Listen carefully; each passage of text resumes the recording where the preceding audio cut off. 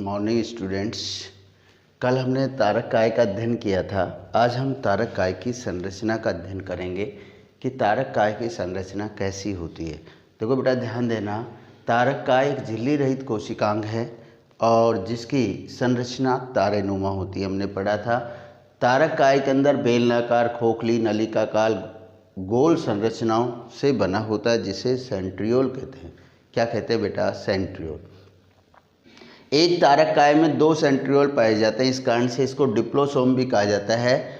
और इनके मध्य में एक रिंग पाई जाती है जिसको हम रिंग सेंट्रियोल कहते हैं। रिंग सेंट्रियोल से 9 तंतु निकलते हैं जो आगे 3 उपतंतुओं से जुड़े होते हैं जिनको हम ABC उपतंतु कहते हैं, जहाँ A पूर्ण होता है, B और C अपूर्ण होते हैं।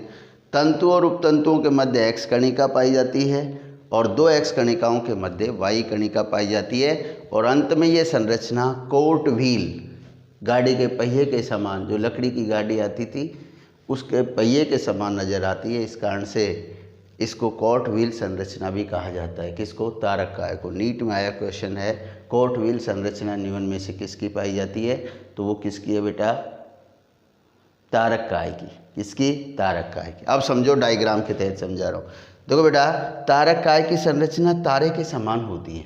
इसमें क्या बताया कि तारक काय के अंदर लंबी बेलनाकार खोखली क्या पाई जाती हैं? रिंग पाई जाती है। देखो ये रिंग हैं, इसमें रिंग सेंट्रियोल कहते हैं, यानी 2 रिंग से बना होता है। पहली रिंग तो ये और दूसरी ये, ठीक है बेटा?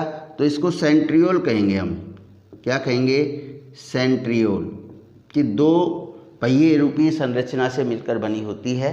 पहिए रूपी संरचना होती है। इसमें कितनी रिंग पाई जाती हैं? 2, जिनको क्या कहेंगे हम? सेंट्रियोल। दोनों के मध्य में एक छोटी रिंग पाई जाती है। जैसे पहिया होता है, अपने पहिए के बीच में बेरिंग होता है, तो ठीक उसी तरह से रिंग सेंट्रियोल कहते हैं। मध्य में जो हब पाया जाता है इसको रिंग सेंट्रियोल और बाकी को सेंट्रियोल। अब देखो बेटा, इस रिंग सेंट्रियोल से 9 तंतु निकलते हैं। देखो 9 तंतु, 1 2 3 4 5 6 7 8 9, ये पीछे तक 9 तंतु निकलते हैं। और ये 9 तंतु आगे, ये तंतु हो गए 9 और ये 3 उपतंतुओं से। उपतंतु कौन कौन से? ABC। ए तो पूर्ण है। पूर्ण का मतलब है कि इस तरह से ए तो पूर्ण है और बाकी जो 2 इस तरह से हैं, ठीक है? तो ए तो पूर्ण है, ये आधे हैं, तो ए तंतु तो पूर्ण होता है, B और C अपूर्ण होते हैं। इस कारण से इसको, और इन्हें हम उपतंतु कहते हैं। क्या बताया? तंतु आगे 3 उपतंतुओं से जुड़े होते हैं जिनको ABC कहते हैं, जहाँ एक पूर्ण होता है, B और C इनकम्प्लीट होते हैं।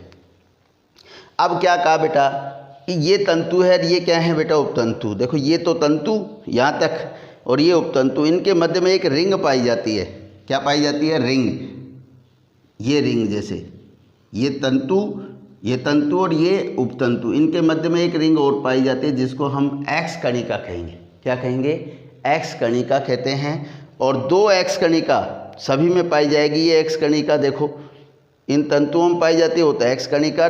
2 X कणिकाओं के मध्य एक कणिका और पाई जाती है जिसे Y कणिका कहते हैं। अब इन सब को हम मिलाते कैसे हैं? तो ध्यान देना, A तंतु C से जुड़ा होता है। ये A है और ये किससे जुड़ा होता है बेटा? C से। AC से इस तरह से सारे मिले हुए होते हैं। 2 X कणिकाएँ Y से जुड़ी हुई होती हैं। ये 2 X कणिकाएँ हो गई और ये किससे जुड़ी हुई हैं बेटा? Y से। तो अंत में ये संरचना गाड़ी के पहिए के समान नज़र आती है। इस कारण से इसको क्या कहा जाता है? कोर्ट व्हील संरचना भी कहा जाता है। और अंत में ये संरचना तारेनुमा नज़र आती है। इस कारण से इसको तारक काय कहते हैं। दोबारा समझिए बेटा, तारक काय की संरचना तारे के समान होती है। इसमें 2 रिंग पाई जाती है जिनको हम सेंट्रियोल कहते हैं, ठीक है? और जो सेंट्रियोल होती है इनसे 9 तंतु निकलते हैं। इनके मध्य में भी एक रिंग और पाई जाती है जिसको रिंग सेंट्रियोल कहते हैं, ठीक है? तो कितनी रिंग होगी बेटा? 3 होगी वैसे, 2 बाहर की ओर और एक मध्य में। मध्य में होती है उसको रिंग सेंट्रियोल और जो ऊपर होती है उनको सेंट्रियोल कहते हैं। अब जो मध्य रिंग से 9 तंतु निकलते हैं, 1 2 3 4 5 6 7 8 9, जिनको तंतु कहेंगे। 9 ताड़ियाँ निकलती है जिनको तंतु कहेंगे। और ये आगे 3 उपतंतुओं से जुड़े होते हैं, A B C। ए पूर्ण होता है और बी और सी अधूरे होते हैं।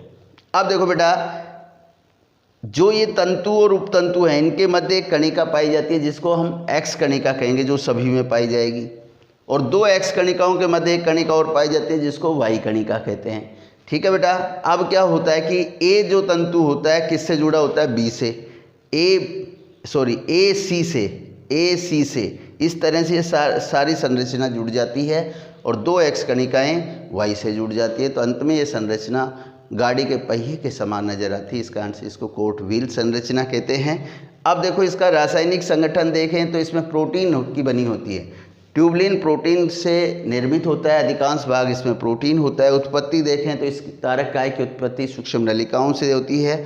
यदि इसके हम कार्य देखें तो ये कोशिका विभाजन में सहायक है, तर्कु तंतुओं के निर्माण में सहायक है, शुक्राणु की पूंछ का निर्माण करता है।